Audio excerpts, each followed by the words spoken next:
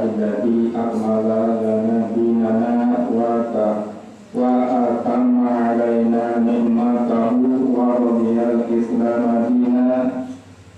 Asyhadu an la ilaha illallah wahdahu la syarika lah wa asyhadu anna Muhammadan abduhu wa rasuluh. Allahumma sholli wa sallim ala sayyidina Muhammadin wa ala alihi wa sahbihi ajma'in. Amma ba'du, fa ya ibadallah, usikum wa nafsi bi taqwallah faqad fazal muttaqun.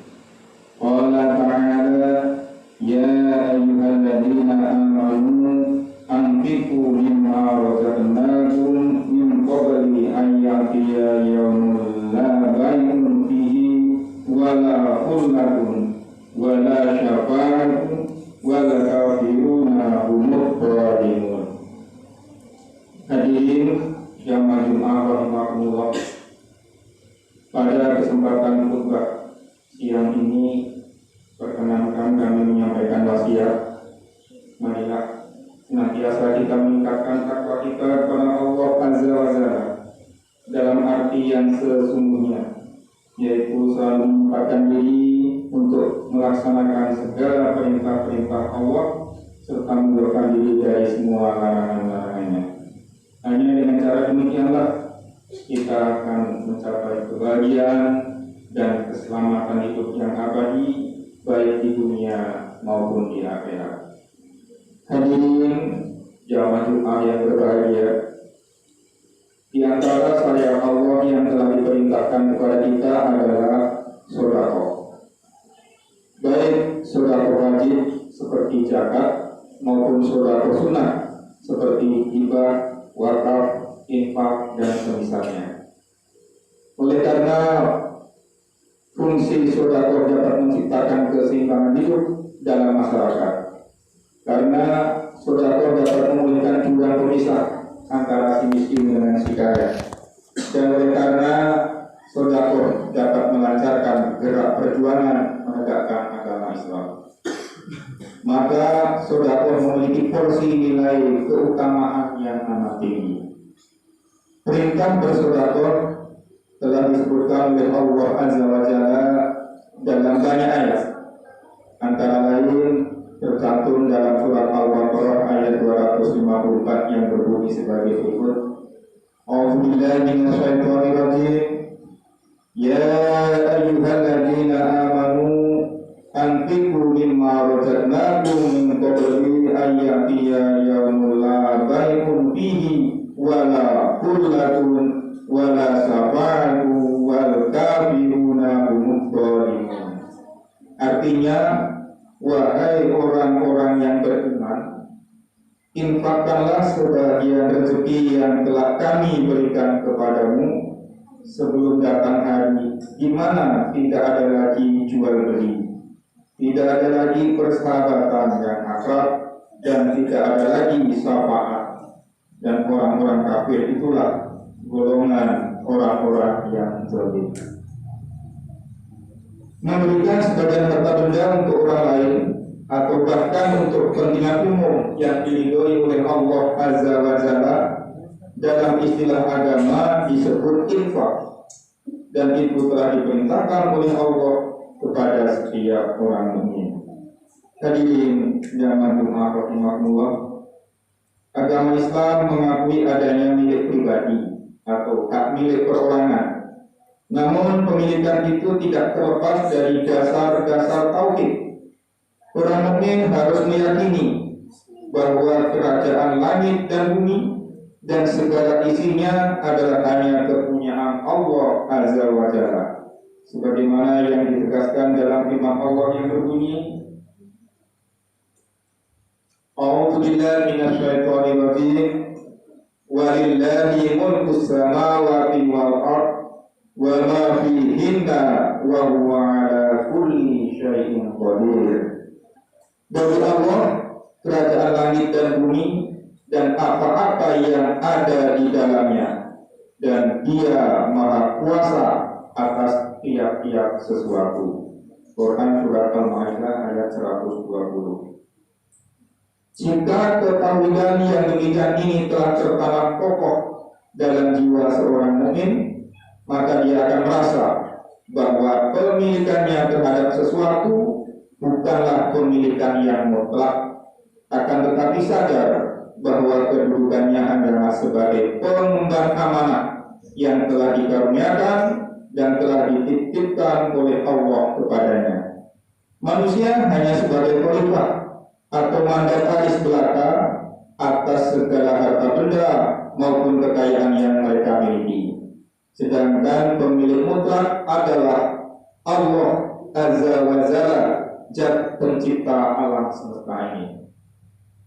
Oleh karena kedudukan manusia terhadap hartanya hanyalah sebagai mandataris, maka manusia diberi batas-batas dan kewajiban tertentu, yaitu manusia wajib membayar zakat dan tidak boleh memonopoli kekayaan.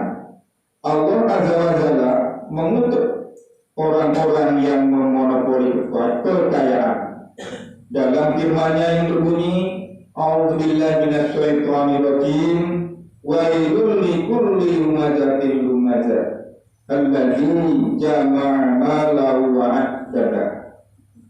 Artinya, celakalah untuk tiap-tiap pengumpat dan pencela yang mengumpul-ngumpulkan harta benda dan menghitung-hitungnya. Quran Surat Al-Umayyah ayat 1 dan 2. Dengan demikian, maka jelas bahwa pemilikan perorangan dalam Islam tetap berfungsi sosial dan harus berasaskan kebersamaan, di mana setiap masyarakat berkewajiban melakukan redistribusi pemilikan pribadi melalui zakat, sedekah, infak, dan lain sebagainya. Dan masing-masing harus menghindarkan diri dari pemborosan, haram menimbun-nimbun harta benda, dan dilarang memonopoli kekayaan. Hadirin jamaah Jumat rahimakumullah, dari uraian di atas, maka tidak sepatutnya seorang mukmin mempunyai watak iman untuk mengeluarkan sebagian harta bendanya, apalagi untuk kepentingan dan kemaslahatan umum seperti membangun masjid, mendirikan madrasah, menyantuni fakir miskin dan anak-anak yatim, atau pula memberikan sumbangan pada suatu organisasi yang tengah berjuang di dalam menegakkan agama Islam. Marilah kita mengingat sepintas sekaligus mencontoh betapa kedermawanan Rasulullah dan para sahabat-sahabatnya. Ketika Rasulullah menerima perintah untuk memberi peringatan atau berdakwah kepada sanak kerabatnya, maka beliau segera mengambil langkah mempersiapkan dana akomodasi dan konsumsi sewaktu mengundang sekitar 40 orang keluarganya, dan dengan sendirinya Siti Khadijah bertindak sebagai pengurus logistik di dalam dakwah tersebut. Demikian pula Abu Bakar, tidak sedikit harta benda yang beliau keluarkan untuk menebus budak-budak dari tuannya yang kafir. Bahkan seringkali beliau datang kepada Rasul menyerahkan seluruh hartanya untuk dana dakwah. Sehingga beliau pernah ditanya oleh Rasulullah SAW, apa yang kau sisihkan buat keluargamu, wahai Abu Bakar? Dia menjawab, cukuplah Allah dan Rasulnya yang aku tinggalkan buat mereka. Umar bin Khattab juga tidak ketinggalan bersaing dengan Abu Bakar dalam hal menyumbangkan dana untuk kepentingan agama. Yang paling mengesankan adalah sahabat Utsman bin Affan. Beliau tersohor sebagai sahabat yang kaya raya dan mau mengeluarkan harta bendanya tidak kepalang tanggung.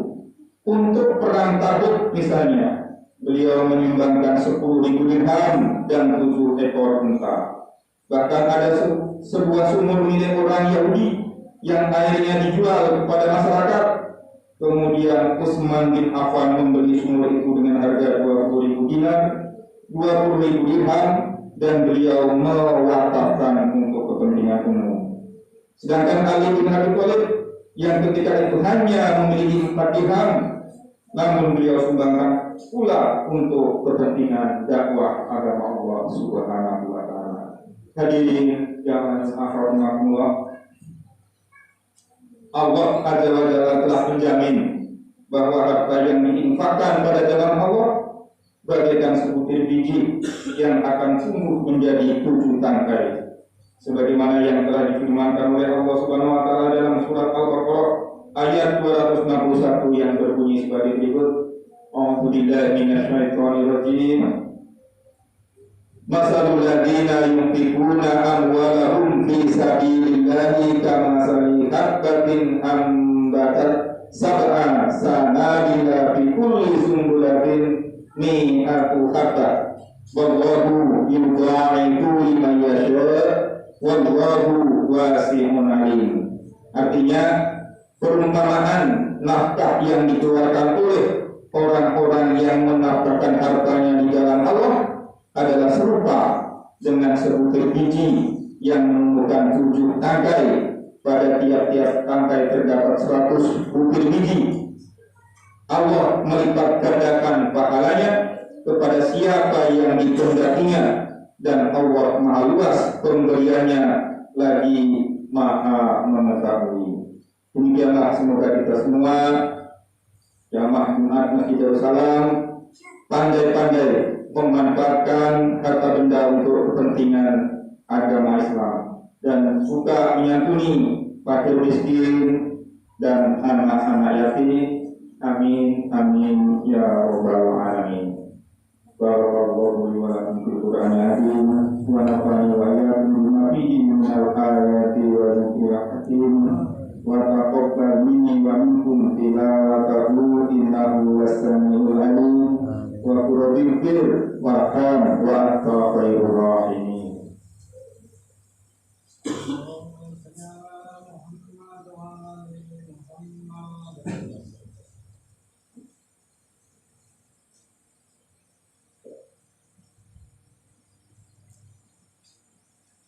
Alhamdulillahi wahidil ahad al-fatihis sholat alladzi lam yalid wa lam yulad wa lam yakul lahu kufuwan ahad.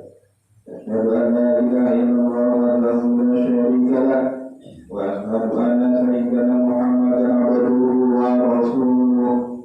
Allahumma shalli ala sayyidina wa maulana Muhammadin wa ala alihi wa sahbihi wa man tabi'ahum bi ihsan ila yaumil qiyamah.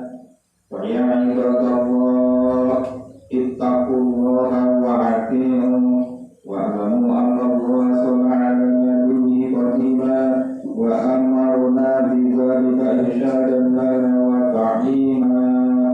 Faqad qala ta'ala wa lam yazal qailan halima inna Allaha wa malaikatahu yusalluna 'alan nabi ya ayyuhalladzina amanu sallu 'alaihi wa sallimu taslima. Allahumma shalli wa sallim 'ala sayyidina wa maulana Muhammadin wa 'ala nabiyina wal mursalin wal malaikatil muqarrabin. Allahumma ighfir lil mu'minin wal mu'minat wal muslimin wal muslimat al ahya'i minhum wal amwat. Allahumma fa'na wal muslimin wansurna wal muslimin wa izzal islam wal muslimin wa qawmil islam wal muslimin wa halul taqawata wa zalimin wa jami' a'da'aka a'da'ad-din. Rabbana atina fid dunya hasanah wa fil akhirati hasanah wa qina adzabannar. Ibadallah